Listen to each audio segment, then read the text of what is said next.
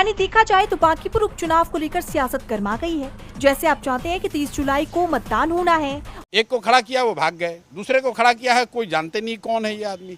और अगर लोग नहीं जानते तो हम लोग उन लोगों को बताएंगे कि किस छवि के आदमी है, क्या उनका पृष्ठभूमि है। अभी 2 दिन में जैसे उनके पुराने कैंडिडेट के बारे में लोगों के बीच चर्चा शुरू हुई थी, अब इनकी भी चर्चा शुरू हो। के बांकीपुर विधानसभा उपचुनाव बीजेपी के लिए साख का सवाल बन गया है। बीजेपी अध्यक्ष नितिन नवीन बांकीपुर में कोई कसर नहीं छोड़ना चाहते, इसलिए पट्टा पहुंचकर ताबड़तोड़ बैठकें शुरू कर बीजेपी प्रत्याशी नीरज सिन्हा को जिताने के लिए रणनीति बनाने में जुट गए हैं। सुनिए क्या कुछ कहा है नितिन नवीन ने।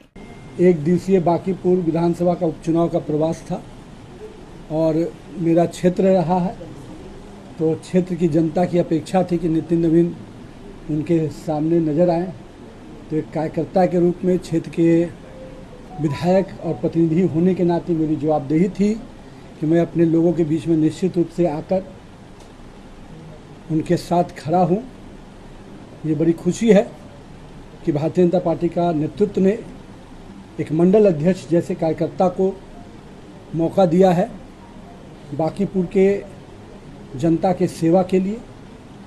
और मेरा विश्वास है कि पिछले लंबे समय से क्षेत्र की जनता के साथ जो हमारा पारिवारिक संबंध रहा है, मेरे पिताजी स्वर्गीय नवीन किशोर प्रसाद सिन्हा ने जिस क्षेत्र को संघर्ष करते हुए सींचने का काम किया, मैं कह सकता हूं उनके आशीर्वाद से, जनता के विश्वास से और हम कार्यकर्ताओं के साथ से मैंने भी 20 वर्षों तक इस क्षेत्र के लोगों के साथ कदम से कदम मिलाकर सुख दुख में उनके साथ सहभागी बनकर उनके साथ काम करना सीखा भी, काम को आगे बढ़ाना भी सीखा।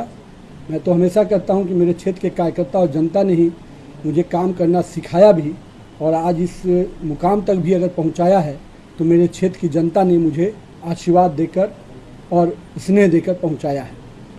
तो मुझे पूरी उम्मीद है कि पार्टी ने जो एक कार्यकर्ता को फिर से मौका दिया है, वो कार्यकर्ता इस क्षेत्र में जनसंघ काल के जो हमारे कार्यकर्ता रहे उनके परिवार का सदस्य है और एक ऐसा युवा है जिसको क्षेत्र के लोग एक कार्यकर्ता के रूप में जानते हैं। वो हर लोगों की समस्याओं के साथ खड़ा रहता है। लोगों में कह सकते हैं कि उसकी पहचान बड़ी नहीं है, पर उसका सेवा जिस क्षेत्र में वो काम करता है वो बहुत बड़ा है। बांकीपुर उपचुनाव को लेकर सियासत तेज होती जा रही है। आरोप प्रत्यारोप का दौर भी जारी है। इसी कड़ी में जेडीयू नेता शीला मंडल ने क्या कुछ कहा, सुनिए। वो बेकार कैंडिडेट। देखिए, आप लोग जो है बेकार में चर्चा करके किसी का वैल्यू नहीं करें, टीआरपी बढ़ा दें। आप बताइए कि पूरे बिहार में, आज पूरे देश में आदरणीय प्रधानमंत्री नरेंद्र मोदी जी की जो छवि है वो देख रहे हैं कि किस तरह से लोकप्रियता उनकी बढ़ रही है। बिहार में भी देखिए, हम लोग 210 सीट जीते, 202 सीट जीते हैं हम लोग। आप बंगाल का भी देख सकते हैं। तो लोग क्या बोलते हैं उस पर मत जाइए, आने वाले दिनों में अच्छा ही होगा, इस पर विचार करें। तो वहीं आरजेडी प्रवक्ता एजाज अहमद ने कहा कि बीजेपी को हार का डर सता रहा है, इसलिए नितिन नवीन बैठकें कर रहे हैं। देखिए, बांकीपुर विधानसभा उपचुनाव भारतीय जनता पार्टी के लिए चुनौती है, क्योंकि ये क्षेत्र भारतीय जनता पार्टी के राष्ट्रीय अध्यक्ष नितिन नवीन का क्षेत्र है और नितिन नवीन जी पटना में बैठ गए हैं।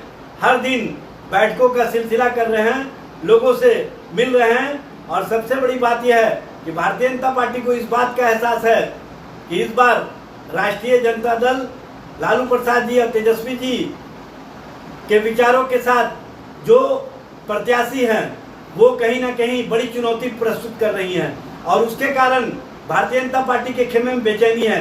भारतीय जनता पार्टी को इस बात का डर है कि हमने 40 वर्षों से इस क्षेत्र का एक व्यक्ति, एक समाज और एक पार्टी का प्रतिनिधित्व तो किया, लेकिन क्षेत्र का विकास नहीं किया। इसलिए जनता और जनता के बीच से जो बातें सामने आ रही हैं, जनता के बीच से जो आवाज़ें सामने आ रही हैं, उसके कारण भारतीय जनता पार्टी के राष्ट्रीय अध्यक्ष लगातार बैठक पर बैठक कर रहे हैं। लगातार इस उपचुनाव को वो चुनौती के रूप में लेने का काम कर रहे हैं, क्योंकि उनको भी पता है कि वो इस क्षेत्र के प्रतिनिधित्व तो करते रहे, लेकिन इस क्षेत्र का विकास नहीं किए। जब विकास नहीं किए हैं तो कहीं ना कहीं जनता हिसाब मांगेगी। और सबसे बड़ी बात यह है कि भारतीय जनता पार्टी इस उपचुनाव में दो उम्मीदवार देने का काम किया। भारतीय जनता पार्टी को अभी भी इस इलाके की ना तो समझ है, ना संगठन के प्रति जवाबदेही वाले कोई व्यक्ति मिले और ना ही उनको ऐसा समझ वाला उम्मीदवार मिला जो इस क्षेत्र के प्रतिनिधित्व के तौर पर इस क्षेत्र का सर्वांगीण विकास कर सके। ले देकर वही पार्टी के उसी समाज के उम्मीदवार को खोजने का काम भारतीय जनता पार्टी ने किया। यह स्पष्ट करता है कि भारतीय जनता पार्टी की राजनीति धरातल पर जब अपने राष्ट्रीय अध्यक्ष के क्षेत्र में